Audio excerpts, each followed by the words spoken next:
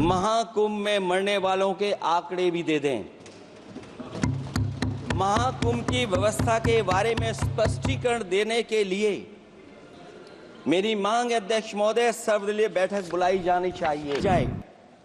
महाकुंभ हादसे के शिकार लोगों की मृत्यु, घायलों का इलाज, दवाइयों, डॉक्टर, भोजन पानी, परिवहन की उपलब्धता का आंकड़ा संसद में पेश किया जाए।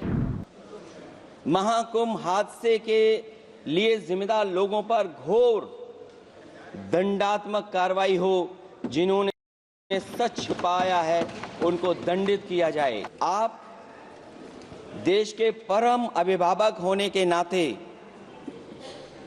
हमारा आपसे अनुरोध है कि जहां सरकार बजट के आंकड़े लगातार दे रही है, और जब मैंने अभिभाषण पढ़ा अध्यक्ष महोदय, बहुत सारे आंकड़े सरकार ने दिए हैं। आंकड़े देने से पहले महाकुंभ में मरने वालों के आंकड़े भी दे दें। महाकुंभ की व्यवस्था के बारे में स्पष्टीकरण देने के लिए मेरी मांग अध्यक्ष महोदय सर्वदलीय बैठक बुलाई जानी चाहिए। महाकुंभ आपदा प्रबंधन व खोया पाया केंद्र की जिम्मेदारी सेना को दी जाए। महाकुंभ हादसे के शिकार लोगों की मृत्यु, घायलों का इलाज, दवाइयों, डॉक्टर, भोजन पानी, परिवहन की उपलब्धता का आंकड़ा संसद में पेश किया जाए। महाकुंभ हादसे के लिए जिम्मेदार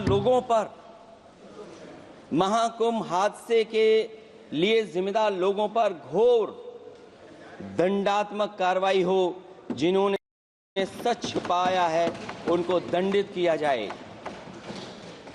अध्यक्ष महोदय, हम डबल इंजन की सरकार से पूछते हैं, अगर अपराध बोध नहीं था तो आंकड़े दबाए, छिपाए और मिटाए क्यों गए हैं?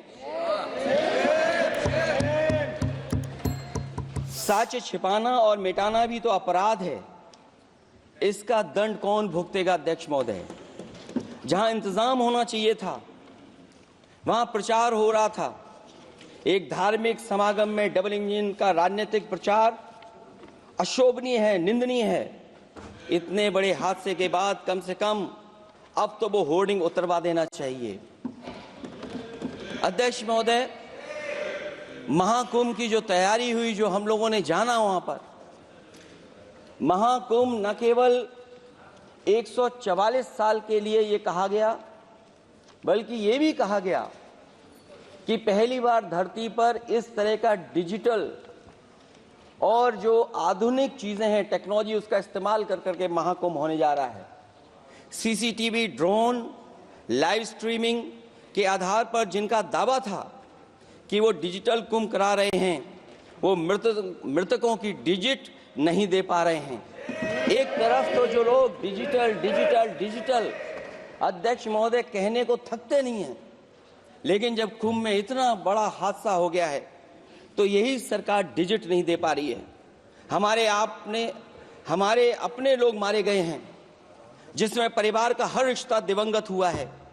किसी की माता, किसी के पिता, किसी की बहू, किसी की बेटी, किसी का भाई बहन, चाचा चाची, बच्चों के आंकड़े तो अभी तक नदारद हैं।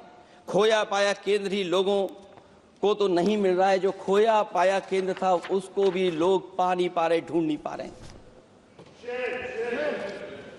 अध्यक्ष महोदय, कुंभ कोई पहली बार नहीं हो रहा है। कुंभ का आयोजन सदियों से होता आया है।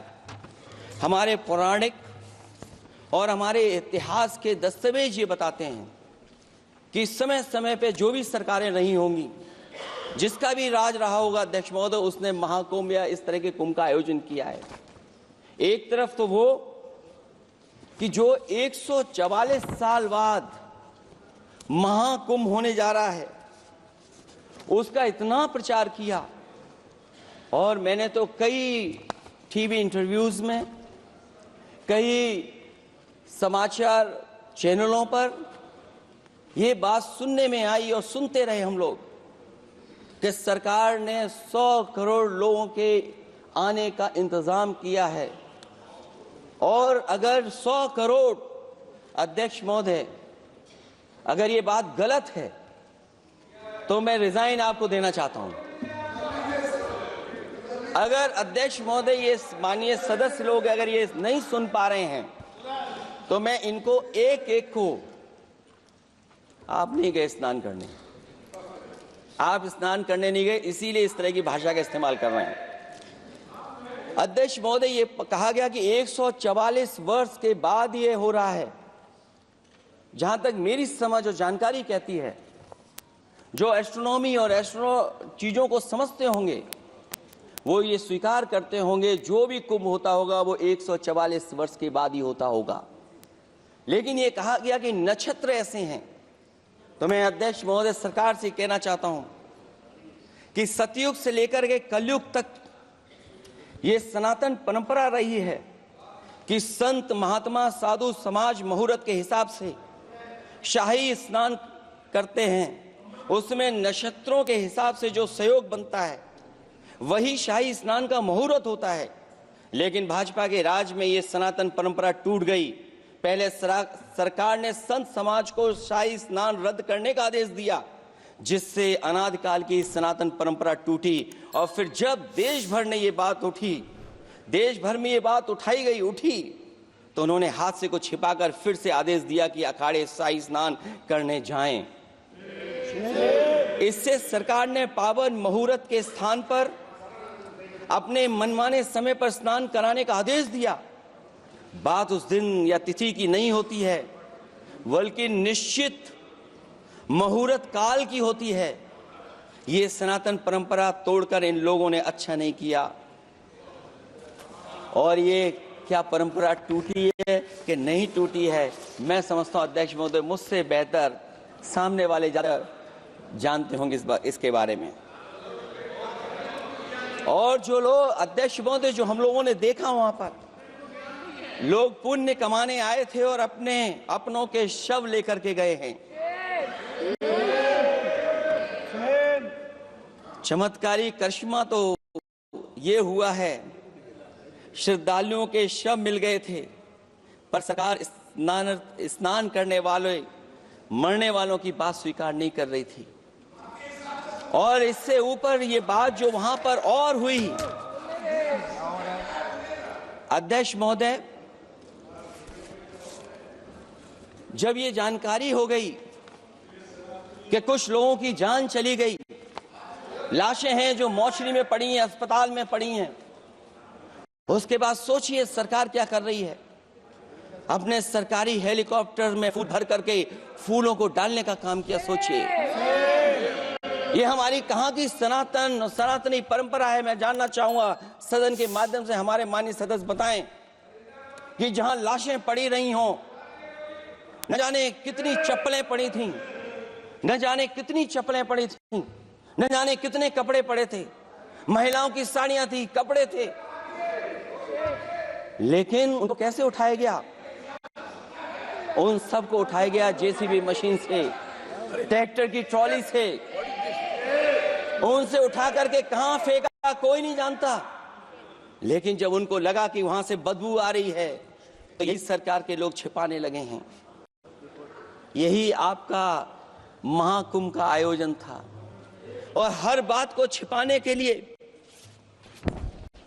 न केवल ये लोग मीडिया का सहारा ले रहे हैं, मीडिया का सहारा लेते लेते सुनने में आया है कुछ दबाव और कुछ स्वीटनर भी दिए जा रहे हैं जिससे उनकी खबरें बाहर ना आ जाएं। और अगर अध्यक्ष मोदी ये बात सब गलत है मेरी, अगर ये बात सब गलत मैं कह रहा हूं, तो अभी तो नेता सदन को अभी भाषण देना है। और मैं ये बात और कहना चाहता हूं, आप अपनी तरफ से जानकारी कर लीजिएगा। हमारे उत्तर प्रदेश के मुख्यमंत्री जी ने शोक नहीं प्रकट किया था। जब देश की राष्ट्रपति और प्रधानमंत्री जी ने शोक प्रकट किया, उसके बाद 17 घंटे बाद सरकार ने स्वीकार किया। अध्यक्ष मोदी, ये वो लोग हैं जो आज भी कोई सच्चाई स्वीकार नहीं कर सकते। ऐसी ही खबरों के लिए हमें लाइक करें, शेयर करें, फॉलो करें और यूट्यूब पर सब्सक्राइब करें और बेल आइकन दबाना ना भूलें। साथ ही ताजा अपडेट्स के लिए हमारी वेबसाइट स्वदेशलाइव.com पर जरूर जाएं।